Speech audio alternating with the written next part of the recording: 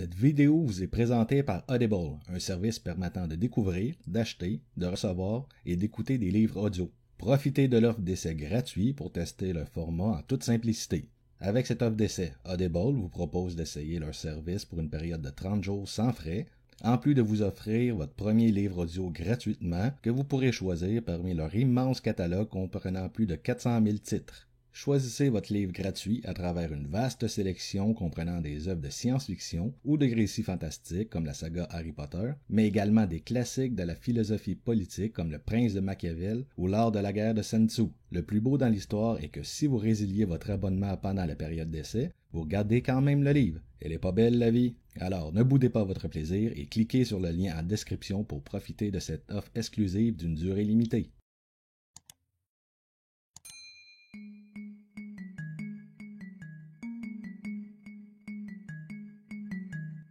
Bonjour à tous.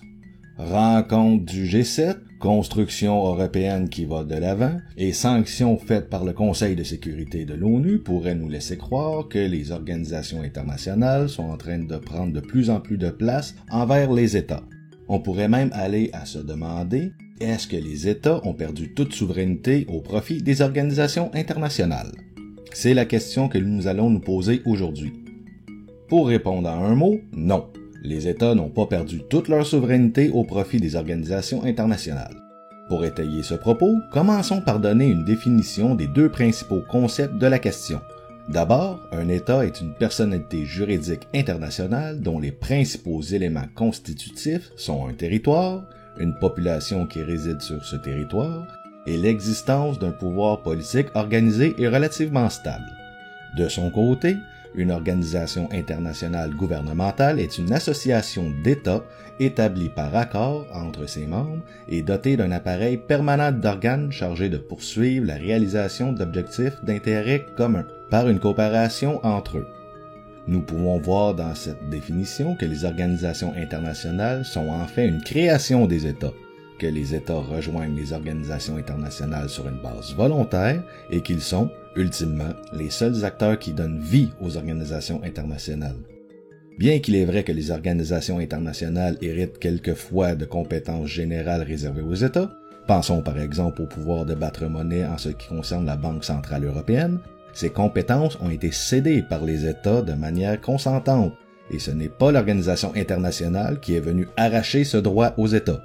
En fait, selon la théorie réaliste des relations internationales, les acteurs principaux des relations internationales sont les États et les organisations internationales, quant à elles, ne sont pas des acteurs autonomes car ils n'agissent qu'au mieux que par l'intermédiaire des États.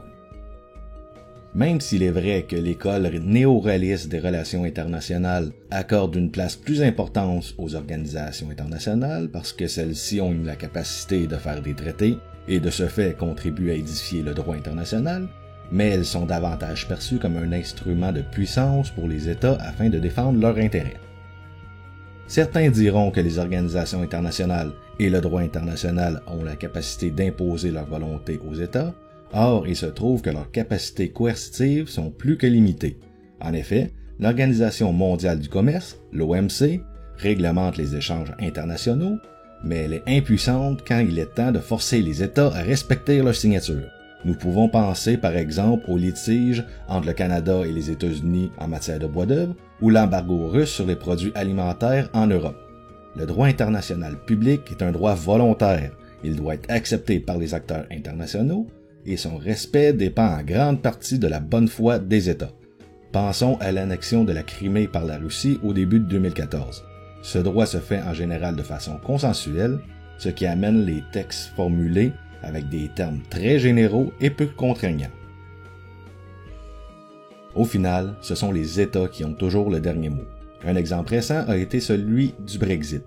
L'article 50 du traité de l'Union européenne stipule que tout État membre peut décider, conformément aux règles constitutionnelles, de se retirer de l'Union.